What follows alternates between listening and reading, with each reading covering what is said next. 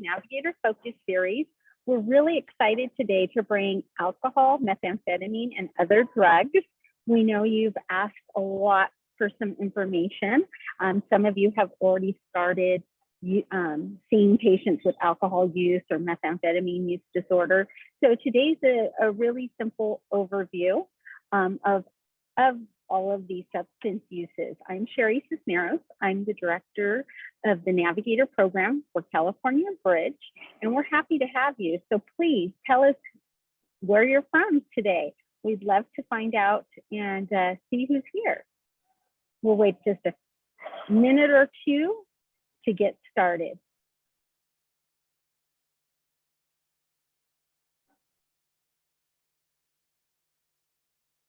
All right, Danielle, Kirsty from Southern California, BC, Canberra. We got a full house. I'm really excited today. So we have a lot on our plate to talk about. So we're probably gonna get started now. We share all of our materials through Creative Commons. And we want to welcome you for the BEX experience today. Please connect your computer to a power outlet, close the necessary windows, use the chat, and this is really important, address to everyone, because if you only put it to host and panelists, nobody else gets to see the question. So just make sure the little blue line has everyone. Closed captions will be available in the case of any security issues. We'll end the session immediately. All right. Today's agenda is, well, here's the welcome. So welcome everybody. We're going to talk about substance use prevalence and treatment, alcohol, methamphetamines, and what are the other drugs? Benzos, cocaine, cannabis, kratom, THC. We're really excited, like I said, to expand just a little bit of knowledge beyond opioids. So our objectives today are identified. We only have 3. They're here on the screen. And we always want to plug for, thank you for adopting our California Bridge model, revolutioning the system of care. It's only 3 focuses: low barrier treatment, that's what your docs are doing inside the emergency room. And then our sons are connecting patients to care in the community. And of course, educating about harm reduction and reducing the stigma. So 3-pronged approach, that is our basic model, and we thank you for adopting it and for all of the hard work you sons are doing. We know you're seeing lots of patients, and we just hope to make things a little bit easier with the education and knowledge we're going to share today. So it is my honor. Dr. Hannah Snyder is an amazing supporter of our of our Navigator program. She is always here, and I was really excited for her when she accepted my big ask about this topic. And for those who don't know Hannah practices primary care and addiction medicine at Zuckerberg San Francisco General Hospital. She's a clinical assistant professor in the Department of Family and Community Medicine, San Francisco. And her clinical work includes addiction consultation in clinic and in the hospital, primary care, and hospital medicine. Hannah completed her medical school at the University of Chicago, residency in family and community medicine at the University of California, San Francisco, UCSF, and a fellowship in primary care addiction medicine at UCSF. And I just want to say she's a huge supporter. Like I said, she is our go-to person, and I can't say more. Thank you so much, Hannah. Well, gosh, thank you so much. I'm really excited to be here today. This is a ton of different drugs that we're going to hopefully talk about today. So I'm hoping that we can focus this as much as possible on the needs of you guys, our navigators. So please be putting questions in the chat. I'll try to incorporate things as we go. I'm hoping we can make this as much as possible really a discussion. And then let us know specifically if there are particular drugs you want me to spend extra time on, if there are certain questions that are coming up over and over again. All of that stuff is going to be super helpful to us. So we're going to start off with a poll today. If you can set that up. I want to hear from you all what are you actually seeing the most in your emergency departments? We spend so much time talking in California Bridge around opioids specifically, but I want to know what's actually coming up for you. What's coming up for your patients?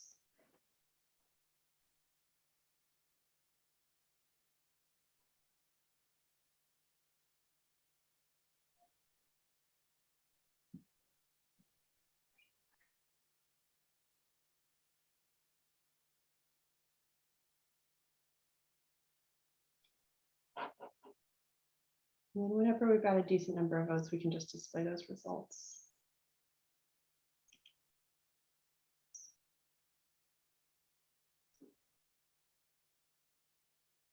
Okay, so I'm seeing alcohol coming up most commonly, followed by meth, and then followed by alcohol, by opioids. And that's why we're doing what we're doing today, is because, California Bridge was really, I think, to a large degree built around the treatment of opioid use disorder.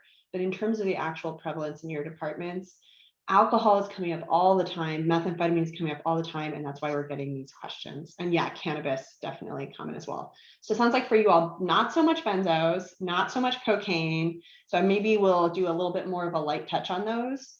And we'll go from there.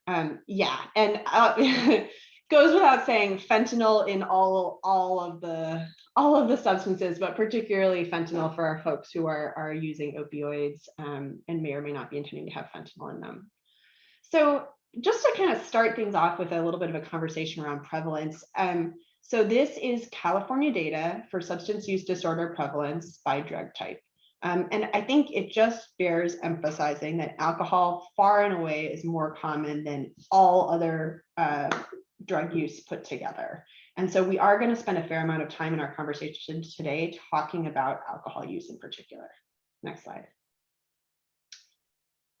With everything we talk about today, the principles are going to stay the same as the principles of what you've been doing for opioid use disorder. This is using our motivational interviewing skills, eliciting from the patient what's working for them about their substance use and what's not working for them about their substance use. So what's your why and what's your why not? So that we can help patients kind of see that ambivalence, build up the degree to which they're thinking about their why not, and hopefully start to use less, use in a healthier way, or even stop use if that's consistent with their goals. All substances, our first and foremost goal is for people to know that we are there for them and that we are here to support them with whatever their goals are along the way. So next slide. I'm going to start by diving in a little bit to alcohol use disorder. I'm kind of giving away the answer to this question with the way I've phrased it, but yes, alcohol use, if you advance the slide, absolutely kills more people than any other substance use. In 2015, which is the most recent data we have, unfortunately, in the United States, we had 95,000 alcohol-related deaths, versus in 2021, the highest we've ever had, we had 75,000 opioid overdose deaths. So we spend a ton of time talking about overdose mortality, as we should be, right? But we need to stop and step back and think more about alcohol, because this is actually what is causing the most issues for many of our patients. Next slide. In addition to causing the most mortality for people who have an alcohol use disorder, alcohol has also been shown to cause the most harm. This is a interesting slide deck, or a slide from back in 2010, so not the most up to date. But what they did here is they put together harm to the people who use the substance and then harm to people around them from their use of the substance. So for example, when we think about alcohol, there is, of course, a risk of harm from, say, cirrhosis and alcohol withdrawal and things like that to the user. But there's also a risk of, say, increased domestic violence or drunk driving, things like that. So alcohol absolutely causes really significant societal harms and family harms, in addition to the harms to the user itself. And so this is just one more reason why we, as a part of the public health system, really want to be focusing in on alcohol use disorder.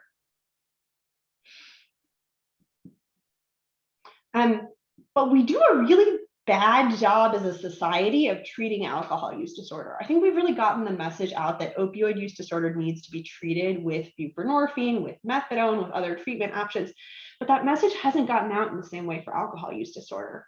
Only 1 in 10 people in the United States with alcohol use disorder are treated with anything, including behavioral therapies.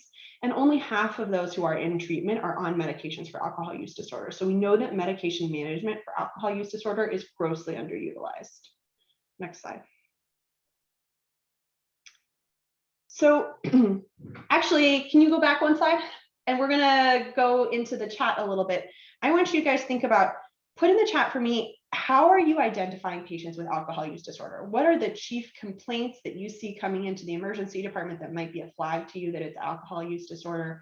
What's the most common things that people are coming in the door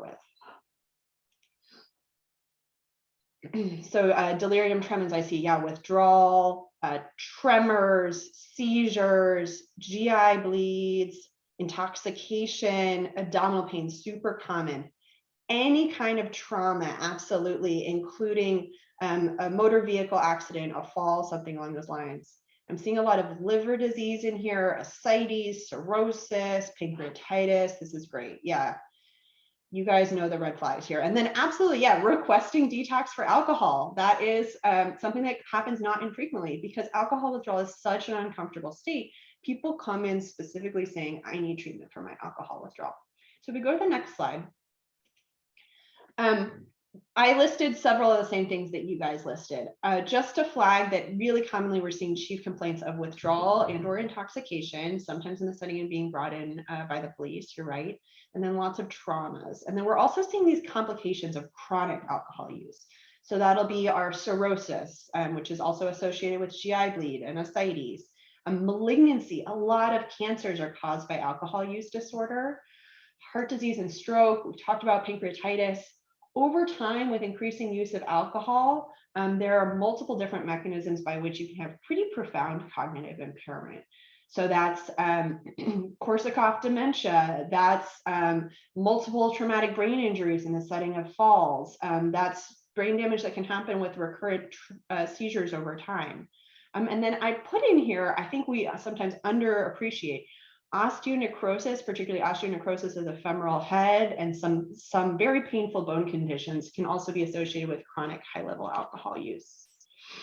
And then, yes, one important thing that I did leave out there is some of the psychiatric complaints that can come up with the alcohol use disorder. So we do see a lot of, in the setting of either intoxication or withdrawal or just chronic use leading to social issues, we see a lot of people with suicidal ideation absolutely come in. All right, next slide. So there are variable definitions of high-risk drinking, and you'll see a lot of different ones. You and your team at your institution can pick the definitions that are going to be the most useful to you for any kind of screening that you might decide to do. But generally what we think of is that binge drinking is most commonly defined as 4 to 5 drinks per occasion. And so when we see people that are having multiple occasions of these binge drinking episodes, that might be someone that you want to go in and talk to a little bit more, start to elucidate a little bit more details.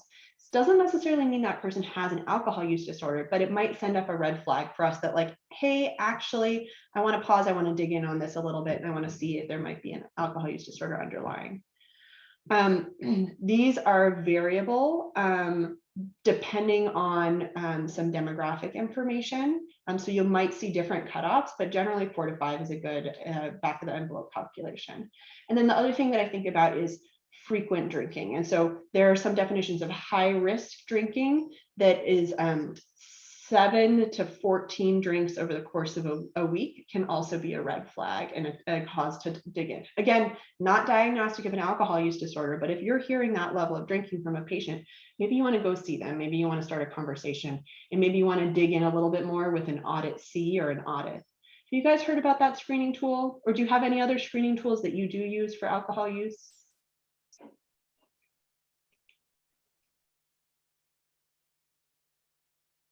Yep, they use audit C, absolutely. So I'm seeing a question in the chat. So there's evolving knowledge about gender characteristics or sex characteristics and how that impacts the risk of cirrhosis in particular based on heavy drinking. I think this is all evolving as our understanding of sex and gender evolves as well. However, what I'll say is that based on studies that we had in the past, people who were assigned male at birth have a better ability to metabolize higher levels of alcohol, or there's a correlation, there may be better availability to metabolize high levels of alcohol. And therefore, the cutoffs historically have been different between female and male patients. And that's really because of those studies showing that higher amounts, that if a male patient and a female patient were to drink similar amounts of alcohol at a population level, the male patient would have a lower risk of cirrhosis.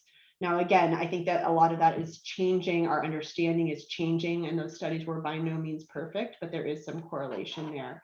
And one way or another, I think just advising our patients that there are ranges to these cutoffs and that we want to educate them, right, about what safe drinking limits may be, and that decreasing the rate of alcohol consumption is going to decrease the risk of cirrhosis.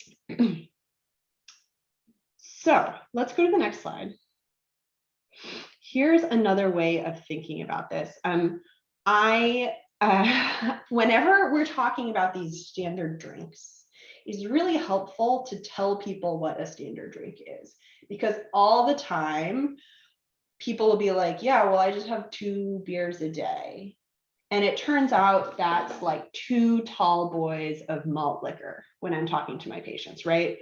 Or you consider a drink a pint of vodka, right? And so we want to make sure that when we're talking to our patients, we're going through with them what is actually a standard drink. So I don't think that this needs to come up in every conversation, but when a patient is interested in potentially cutting back and hearing about safe drinking limits, it can be really helpful to use a tool like this. This is just one example of a New York State expert card that is available to folks. But we can share several other examples with you as well. This shows standard drinks for beer, for malt liquor, for wine, and for liquor.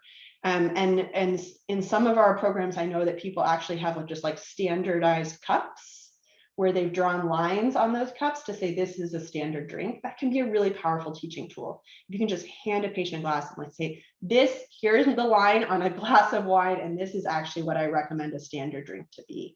That can be really helpful for people to hold that in their hand and see the difference between that and what they've been counting as a standard drink. And this is just to illustrate this risk level pyramid, which is to say that not everybody who drinks has an alcohol use disorder, and not everybody who drinks in a risky way necessarily has an alcohol use disorder. So we know the population on the whole, about 40% of people abstain absolutely. 35% are low risk drinkers, and then 20% fall into that risky or harmful drinker category. And that's mostly defined by those number of standard drink cutoffs that I was talking about. So either more than 4 in a single sitting or more than 7 in a week. And then about 5% of the population may have an alcohol use disorder. And so this is just help us. Oh, sorry, go ahead. Yeah, Anna, excuse me, before we move on, I'm seeing in the chat, they're talking about ethnicity. And so can you give us any feedback about ethnicity and how that alters drinking, and specifically somebody put, I believe that race lacks an enzyme to metabolize the alcohol. There's in here for other, ethnicity has something to do with alcohol use. Can you elaborate on that? So more and more, we're learning that this race-based medicine is actually not accurate. It is true that there are subsets of people in a variety of different races that have different activity of their alcohol dehydrogenase enzyme and may have more of, for example, a flushing effect when they do drink, or may feel a little bit more sick. But there's not actually good data to support the idea that one race is at increased rate of developing an alcohol use disorder across the board. So I think while an individual person might talk to you about the effect of alcohol on their body, and we should absolutely talk about that with them, I try to stay away in any of my conversations with an individual person from a conversation about, like, for example, you, based on your race or ethnicity, are at increased risk for something like this, because it is much more complicated than that. And race as a like biological concept is really just not actually as accurate as it's not an accurate concept. And so there may be individual differences for an individual person, and we should counsel based on those. But I don't think we should be doing our counseling based on the race that a person identifies as. Does that answer that question? Yeah, I think you did it. Yes, definitely. I just wanted to clarify. So thank you very much. Okay, I'm seeing a bunch of questions in the chat, and I think if we have time, I'll go back and answer those all at the end, and then we can send out some additional resources to clarify some of the drinking limits and things along those lines. Okay, so what do you need to know? You, in working with your clinician champion, should be setting up kind of your practice for folks with alcohol use disorder. You should have your list of referrals, you have your list of contacts for people with alcohol use disorder in exactly the same way you have that for opioid use disorder. In the same way we do for opioid use disorder, we are meeting people where they are at, we are utilizing harm reduction techniques, and then we are also supporting medication treatment, which I'm going to talk about in a second. It's the same way we're approaching opioid use disorder. So let's move forward. We're going to start by talking about the main medication that is used in the treatment of alcohol use disorder, which is going to be naltrexone. So naltrexone can be given as a once-a-day pill, 50 milligrams, or it can be given as a once-a-month intramuscular intergluteal injection. Either one of these is appropriate. Some emergency departments are doing oral naltrexone, and actually a few of our emergency departments are doing IM naltrexone as well, which is a really nice option, but a little bit more complicated logistically to pull off. If you go to the next slide.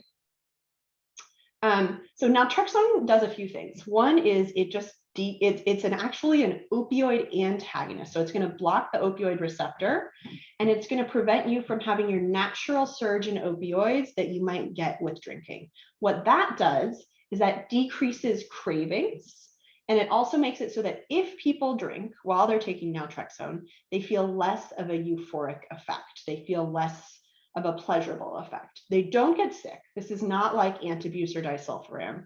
However, it is something where you just don't like it quite as much. My patients tell me instead of 1 drink leads to 5 drinks leads to 10 drinks. When they take naltrexone, it's like 1 drink leads to 2 drinks, and then they're pretty much done. And that's a really big change for a lot of people. But not everybody is good for this medication. So people should not be on naltrexone if they have opioid use. Now, I should note that naltrexone actually was originally developed as a treatment for opioid use disorder, and it is a fine option for that. However, to take naltrexone, if you have a history of opioids, you actually have to have been off of all opioids for 7 to 14 days. That's a really long detox period. And for many of our patients, it might not actually be feasible.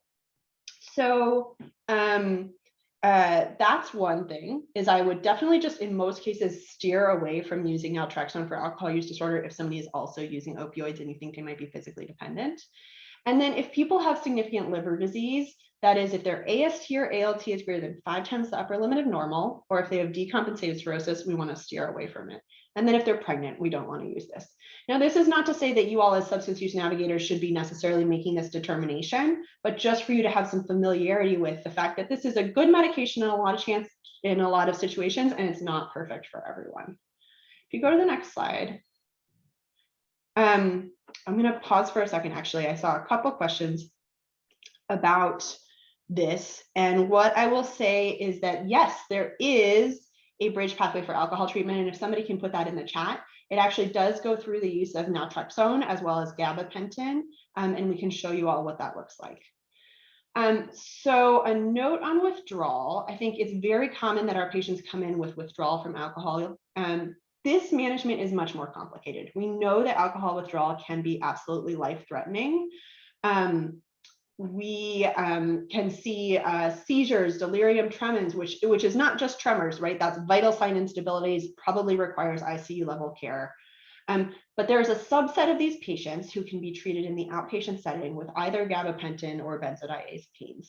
Decisions about when to do that, I would say, is actually pretty clinically complicated. And so we are always very happy to do education one-on-one with clinicians or to do an additional training for clinicians on that as well. Some of our hospitals are also using phenobarbital either from the emergency department or in the ICU level setting, and that is also an option. And again, kind of outside of the scope of what we're talking about here today. What I will say though is that gabapentin is both helpful for the treatment of withdrawal and for the management of cravings, particularly for people whose drinking is really driven by their withdrawal. And so gabapentin may be one option that they may decide to use chronically, either by itself or in combination with naltrexone. Okay, next slide.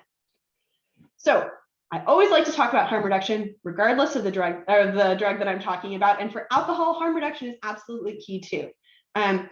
Things to think about, it's the same like surviving college guidance that that is important for folks to have when they're going to parties, right? This is spacing out your drinks and alternating your drinks with water if you can, remembering to eat, drinking in a safe space and avoiding drinking and driving. So planning ahead to make sure that you're going to have a ride or that you can spend the night at the place that you're drinking in.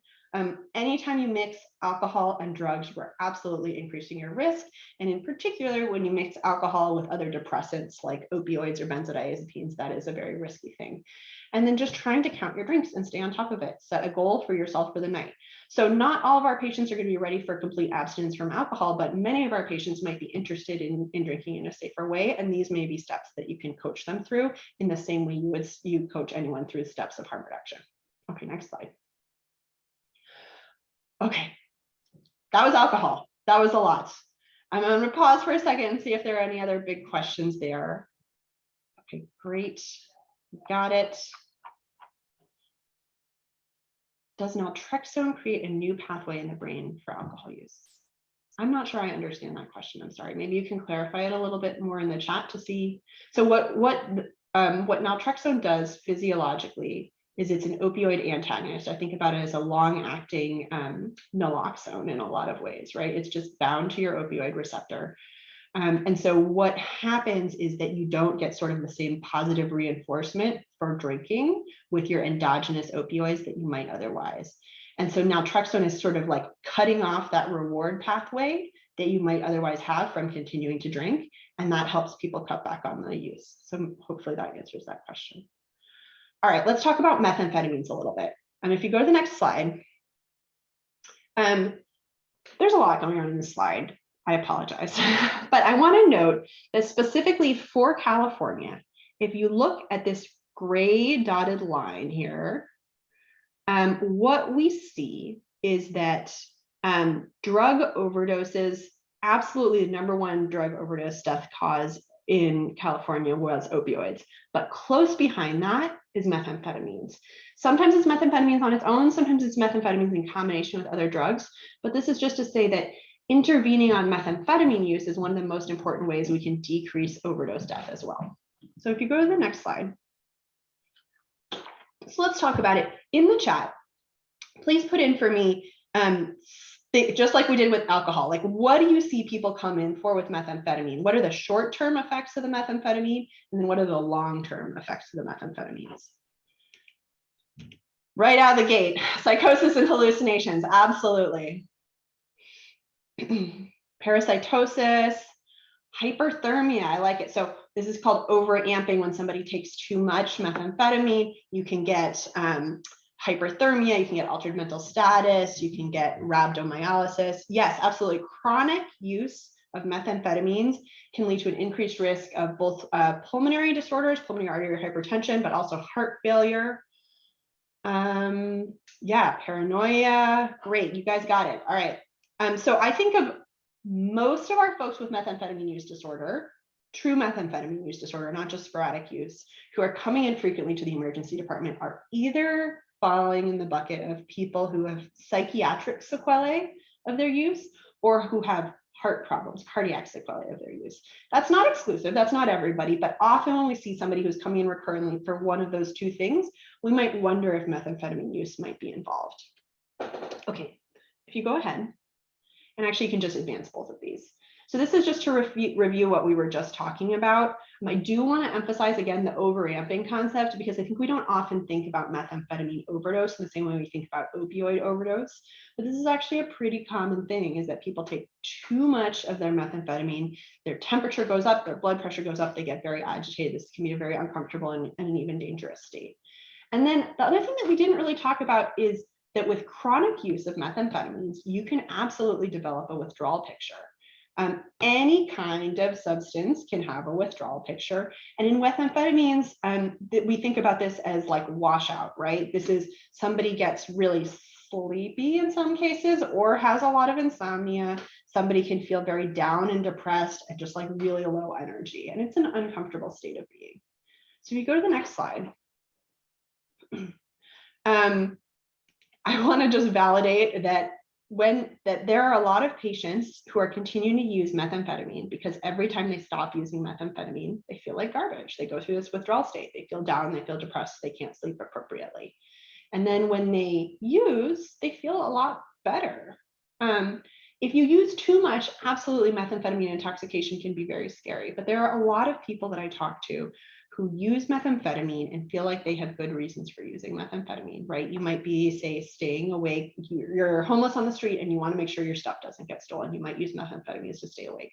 Methamphetamines make people feel good, right? Most people use substances because at least at some point it made you feel good.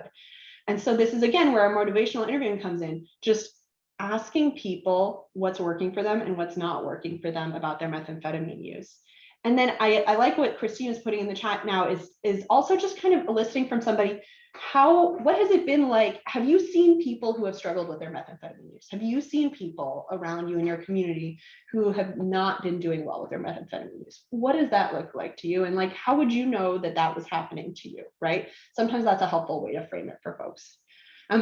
If somebody is intoxicated on methamphetamines, having a chill space as much as you possibly can in the emergency department is really helpful. So a quiet space, hopefully not a hallway bed, having some snacks, just like being able to de-escalate, and then treating any other withdrawal that might be going on. So maybe that's a nicotine patch if they're withdrawing from cigarettes. Maybe that's getting them started on buprenorphine if they're withdrawing from opioids, things like that. Yeah. So just kind of de-escalating, making it a calm environment. Often that can make it so that somebody who's pretty agitated and maybe even psychotic can de-escalate on their own without the need for medications. And this is something where I think actually navigators play a big role, is to just be there and be that calm person to help people calm down. I love this, a juice box and a ring pop. I would feel better after a juice box and a ring pop. I show this slide again just to say that the things to do for methamphetamine use disorder are very similar to the things to do for alcohol and things to do for opioids, right? So having our referrals and resources, utilizing our harm reduction techniques, and then where possible, supporting medication treatment. So let me talk about that. There is very limited data on the treatment of methamphetamine use disorder. And so I am not here to say that any of these medications are going to revolutionize treatment for your patients. However, these medications can make a difference, can kind of cut back cravings, can help people use a little bit less. So this is not the same level as buprenorphine or methadone or naltrexone, but this is something that can help people who are motivated to stop on their own, kind of cut back those cravings and take the edge off. So two main medication combinations I think about. First is mirtazapine, and this is probably the easiest to utilize in the emergency department. Mirtazapine is originally formulated as an antidepressant medication. And we think that mirtazapine might work because it helps people through that uncomfortable withdrawal state that we were just talking about. So there are some protocols, and this is actually also something that we can link to, where you can actually initiate mirtazapine with a first dose of about 30 milligrams, potentially even in the emergency department. And there aren't a lot of reasons not to use these. There aren't a lot of contraindications. Naltrexone IM, so what we were just talking about for alcohol use disorder, plus bupropion, which is an antidepressant in combination, also has some data as well.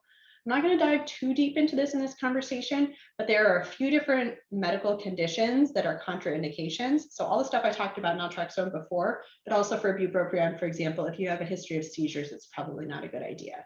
This is a little bit more complicated and maybe a little bit more challenging to implement in an emergency department. However, this might be something that you might see a patient come in on, this combination, who's been working on their methamphetamine use in the past. Contingency management. Who's heard of contingency management? Sorry, go back one slide. There you go. Thanks. So the contingency management is actually the most evidence-based treatment for stimulant use disorder. This is not something we've quite figured out how to implement yet in the emergency department, although we're interested in looking. And if you have ideas, please let us know. But outpatient contingency management can be huge. So the idea here is that somebody with a stimulant use disorder who wants to cut back or wants to quit comes in multiple times a week, in most cases drops a urine toxicology sample. If that urine toxicology is negative for their substance of choice, then they can get a gift card. And what that does is the more times in a row they have a negative UTOX, the higher and higher the rewards they get. And that actually helps rewire the reward circuitry in the brain and allows people to cut back on using it. It's actually very effective. There's actually going to be, we hope, a DHCS pilot more in the outpatient setting that's really going to increase the rates of contingency management utilization across the state. And then, of course, as with any other substance use disorder, residential or outpatient options are absolutely a great possibility, again, with sort of mixed evidence. Okay. There's a question in the chat. The person is how to deal with resistance of docs when bringing up MAP for alcohol and meth. Yeah, I think they're saying how is the son to what's the son's role? Dr. Snyder, I know a lot of physicians do not like, they don't follow a certain protocol for, say, alcohol and meth. What we tell all of our sons is, here's the algorithm, here's the guideline. Is this something that we should be telling our sons that the doctors have to do? I mean, how would you go about giving advice to our sons? I think to promote? Yeah, I think this is a good conversation to have with your son mentors and with the infrastructure to think about what's happening at your individual sites and what's going to be most helpful. But I do think that many doctors, at least on alcohol use disorder with, say, oral naltrexone, can be pretty easily sold. And the reason I think that is because they spend so much time working with people with alcohol use disorder. It's very frequent returns to care. It's a pretty high burden on the healthcare system. And if we have a pretty decent intervention that is pretty easy to do, right? It's even significantly less complicated than buprenorphine and things like that. That can be something that's pretty persuasive to clinicians. It's not hard for them to do. They just write a prescription and the patient gets it on discharge.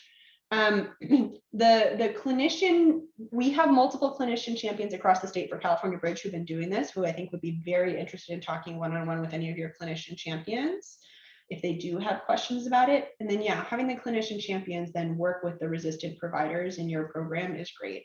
I think just being upfront and honest with clinicians, as a clinician, there are certain patient populations that I struggle to do a good job taking care of, and I don't like not doing a good job, right?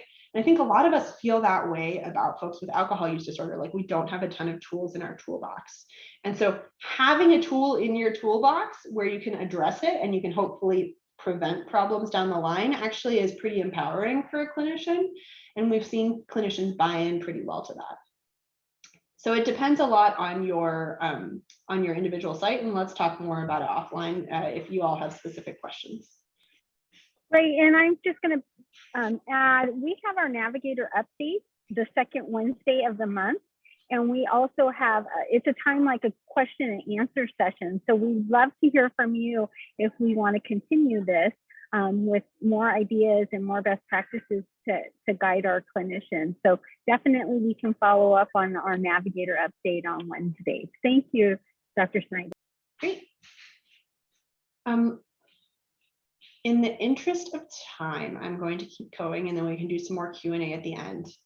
So let's do the same thing for cocaine. Sounds like cocaine was coming up less often for you guys, so I'm going to do a light touch. But tell me, what are you seeing folks come in with as a result of their cocaine use?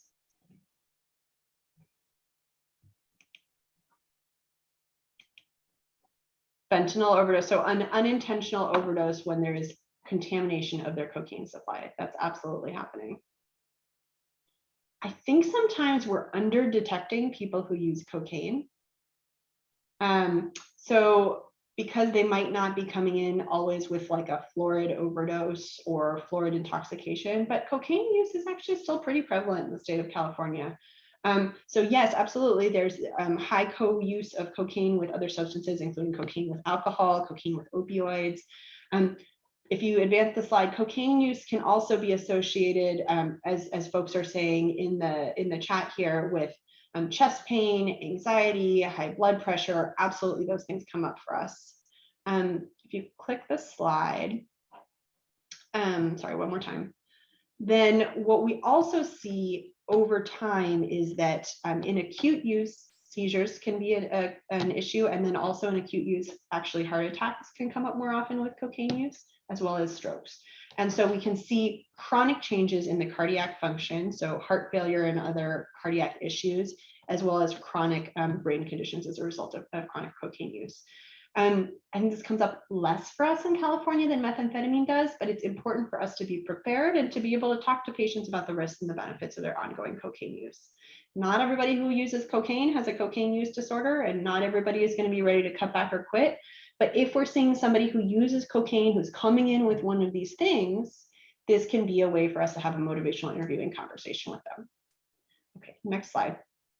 Whenever I talk about cocaine, I think it's really important that we pause and we talk for just a second about the racist history of our cocaine enforcement in the United States.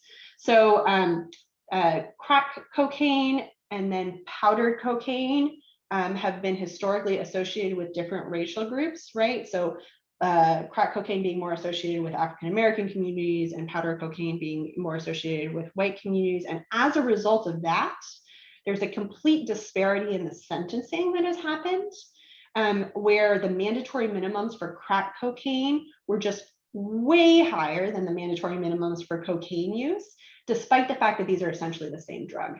And what we see as a result of that is that communities of color, and particularly Black African-American communities, have been really hit hard by the mass incarceration as a result of crack cocaine use. And so this is not because I think that you guys are necessarily going to be able to like change our racist history and overhaul the system, although that'd be nice. But just to say that people's lives have absolutely been upended by this these mandatory minimums and the high rates of incarceration in their community, and to approach with a lot of sensitivity whenever we're talking about cocaine use or talking about drug use in general, because folks may be so worried and scared and affected by this history of mass incarceration. Now, yes, of course, we must overhaul the system. Okay. Benzos. I'm going to talk for just a second about benzos because I feel like this comes up on the Slack not infrequently. So benzodiazepines, commonly used for both insomnia and anxiety, used to be prescribed a heck of a lot more than they are now. In the same way that we switched the way we were prescribing opioid pills, there's really been a cutback in the benzodiazepine pill prescriptions. Most common examples that I hear about are using clonazepam or Klonopin, alprazolam or Xanax, lorazepam or Ativan, and then chlordiazepam epoxide or Librium. This is one of the few times I'll use brand names in a presentation like this, but just because that's often what our patients will refer to them as. What do you guys see happen as a result of benzodiazepine use? Put that in the chat for me. Or do you see these folks come into the emergency department? I'm also going to take a moment while you guys are putting that in the chat and show you this Xanax bar on the bottom of the screen. This is to illustrate and to remind all of us that it is very common that our patients who are purchasing benzodiazepine pills from the street are purchasing things that are not actually pharmaceutical benzodiazepines, i.e. they weren't prescribed and dispensed by a pharmacy, but instead they are pressed pills. I almost never have somebody purchasing what they actually think they're purchasing when they're trying to get a Xanax bar. So what you see here looks just like a pharmaceutical pill, but is actually a pressed pill that is contaminated with fentanyl. And this is one of the most common times where I think it's helpful to use fentanyl test strips, because these are patients who are often opioid naive, not trying to get any opioids, are dependent on benzodiazepines, and may accidentally be sold a fentanyl contaminated pill. Okay, if you can advance the slide. Yeah, so we see, and I'm just looking in the chat, a lot of co-use of benzodiazepines and opioids, co-use of benzodiazepines and alcohol, absolutely. Alcohol withdrawal and benzodiazepine withdrawal are very similar, can be life-threatening, can involve hallucinations, can involve seizures, and are really worth us paying close attention to. In addition, use of the benzodiazepines together with opioids can absolutely significantly increase your risk of overdose. And I'm seeing in the chat that you have seen folks say no co-use of benzodiazepines and buprenorphine is allowed. And it is true that historically the guidance was that if you were a buprenorphine prescriber, you should not prescribe it to a person who is also using benzos, because it is absolutely true that you can overdose on the combination of buprenorphine and benzos. However, more recent guidance has encouraged providers to still prescribe to patients who have a benzodiazepine use disorder or continue to use benzos. And that's really because the combination of bup and benzos is a lot safer than the combination of heroin or fentanyl and benzos. But that's absolutely a harm reduction thing. And that has been variable uptake, I would say, across the state and across the country. And yes, alcohol or benzodiazepine withdrawal can last for a particularly long time. It depends on the benzo. It depends on the half-life of the benzo.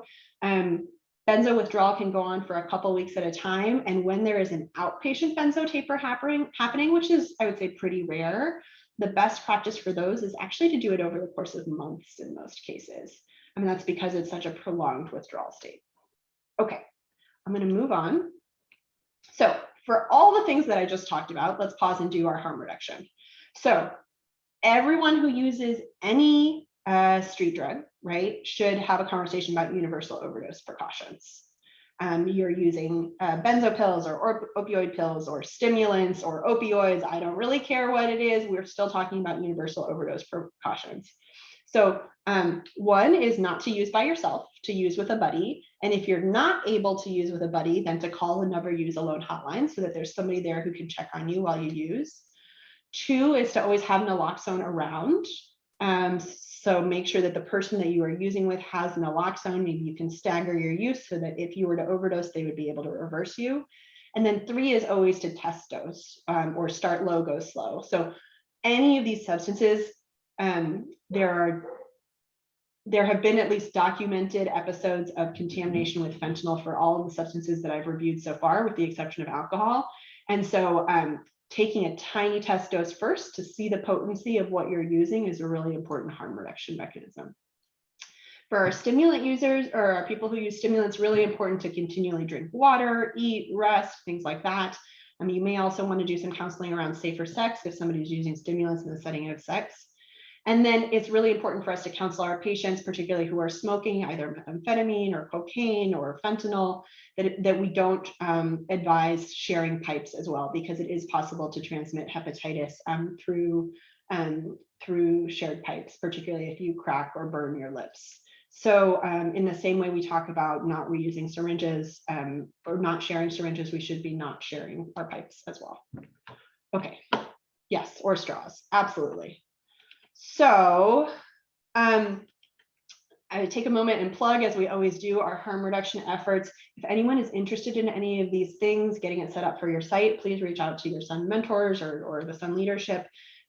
These are just examples of handing out safer use kits, handing out condoms, handing out pipes that can happen at our emergency departments, as well as making sure that we are handing out that naloxone in hand. If you don't have a naloxone distribution program set up yet, absolutely let us know and we will help you through that process. This is a completely revolutionary program. All right, next, naloxone.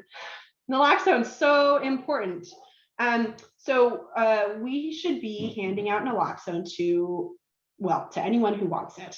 But if somebody is on a chronic opioid prescription, they should be getting naloxone from either their emergency department or their PCP.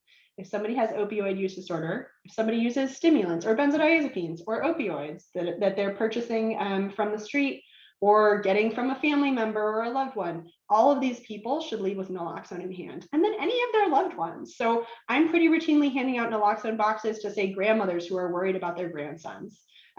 We are just really aiming for kind of saturation of populations where there is substance use, saturation of communities with naloxone so that people are able to save their loved ones. And I always counsel patients, and you can go more in depth on this, that here's your naloxone, I'm giving it to you. It is easy and safe to use. It's just one spray up the nose. What you do is this. You're going to call 911 if there's an overdose. We talk about rescue breaths. If a person doesn't feel comfortable doing rescue breath, that's okay too. They should still use the naloxone. One spray up the nostril. If that doesn't work, in 2 to 3 minutes, you're going to take the other one, because it comes in a 2-pack, and spray it up the other nostril. So we go more in depth to this in other trainings, but just to flag that all of these substances, essentially, folks should be offered naloxone in hand. Okay, next slide. Fentanyl test strips, this is a little bit more complicated, and we'll talk about this more in depth in the future, but many of our programs are also now offering fentanyl test strips, particularly to people who are taking pressed pills, so benzos or opioids, who are taking cocaine or who might be trying to take heroin. These might be folks who can benefit from fentanyl test strips. I want to flag that meth and MDMA, it's a lot trickier to use fentanyl test strips, and there are high rates of false positives here. I'm not going to go into all this detail, but just to say that we have a whole new resource up on our website for how to use fentanyl test strips, and that this might be a really great thing to add to your harm reduction repertoire. The reason I'm talking about all this today is that, particularly for things like stimulants, like we were just talking about, our medication options are not revolutionary, and not everybody is ready to stop using. And so it's really important that we're incorporating all the best practices of harm reduction into our treatment of people who use stimulants. Next slide. Okay. Woo! We only have a couple minutes, so I'm going to do a brief version of this. Cannabis, this is a whole lecture in and of itself. Absolutely, we're seeing that the cannabis that is available on the market today is significantly more potent than what used to be in the market, say, in the 70s. Some patients do continue to use cannabis absolutely without significant harms. However, I think in particular in youth, it's really important to emphasize that cannabis use may be riskier. About 1 in 6 people who start use of cannabis before age 18 can become dependent. And there are associations with increased rates of psychosis in folks who started using cannabis when they were younger. And so I really try to counsel my youth to try to not use cannabis, to decrease their cannabis use, to avoid it as much as they can. We also see in the emergency departments that patients can come in with cannabinoid hyperemesis, so kind of throwing up over and over again when they stop using cannabis. And this is a really tricky condition.